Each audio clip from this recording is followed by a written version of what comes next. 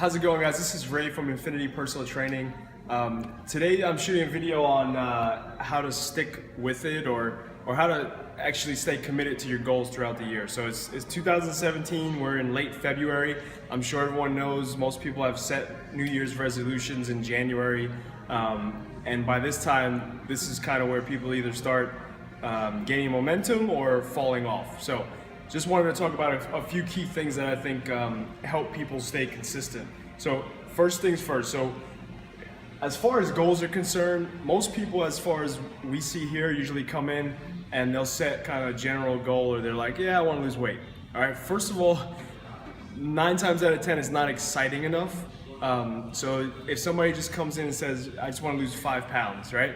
There's really no vision there, right? So like, the first thing I would do, or the first thing I would tell you guys to do is make sure whatever you're shooting for has some sort of vision, right? And then you'll notice I wrote here excitement and strong reason. So whatever I'm shooting for, it needs to have an exciting vision, and I need to have strong reasons as to why I want to accomplish that. If it's just to lose weight, you know, I'm sorry to say, but yeah, you want to lose weight, but most people don't want to lose weight just to lose weight. So it's got to be compelling, like maybe your health is suffering, maybe you're not feeling as energetic, so you can't keep up with your kids, right? There's got to be something really, really strong that's pushing you to do it, all right? That's the first step. The other thing is, you'll see here it says RPM. Some people might be familiar with this process, but this is a really easy way to remember these steps. So the first thing, R stands for result, right? So what result do I want? All right, what result do you want to get? You have to start with that and get clear on it after you have kind of a strong vision and you're excited about something, right? So what's the direct result? Is it lose 10 pounds? Is it I want to, I don't know, increase my running time or my pace on a 5K X amount of time, right? Just get clear on it, right? The second thing is the purpose, all right? And that's also connected to the reasons there, right? But what is the purpose behind the result that I'm chasing?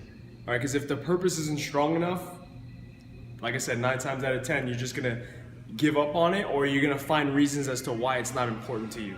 All right, M stands for massive action. So after you've come up with the result that you want, and then you have a purpose behind it, you must take action, fast.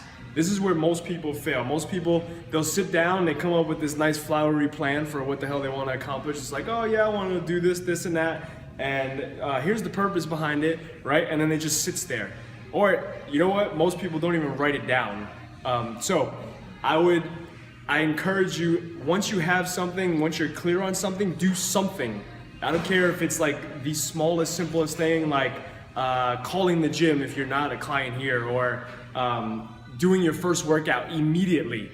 Okay, because most people do what? And I'm sure you have family members that do this. They're like, yeah, I'm gonna start on Monday. Yeah, I'm gonna start next month. Yeah, I'm gonna start next week. Guess what? I will tell you 9 times out of 10, or 99.9% of the time, those people are not they're not committed to the change until you see them the actual day where they're like, okay, I'm going to the gym now. Because they took some action, because something was powerful enough to push them. All right, so you gotta take action right away. All right, this here, keep it simple. Okay, this is more towards what I see now, especially around this time of the year. People try and go full charge or full speed ahead. All right, when 9 times out of 10, or a lot of times, all you need is some small change. I encourage you to read a book called The Compound Effect if you haven't, but it's just about small little things that add up over time. And one of those, like, if you're a client here, you know we're always talking about water and sleep. Okay, let me put this into perspective.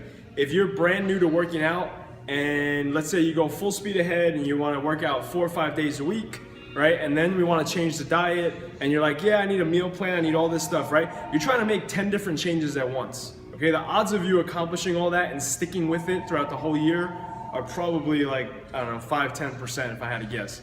But for a lot of you, there's just small, simple tweaks, and one of those is sleep. Okay, because there's research showing, for instance, if you're constantly stressed out, right, and there's something called the hypothalamic pituitary axis stress response, right? Big words, whatever. It just means you're stressed out all the time, right? So you're wired all the time.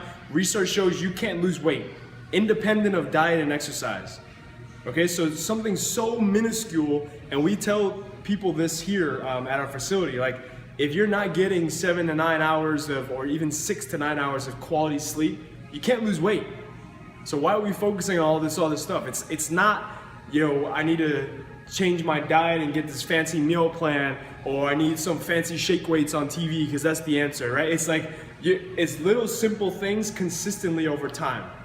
Okay, so keep it simple, or focus on 1 to 2 simple things that you can do continuously throughout the year. Don't go for like some massive change, right? Because I just talked to some of my staff about this because I told them I was shooting this video, but someone said there is no end result, right? There's never an end, at least in fitness.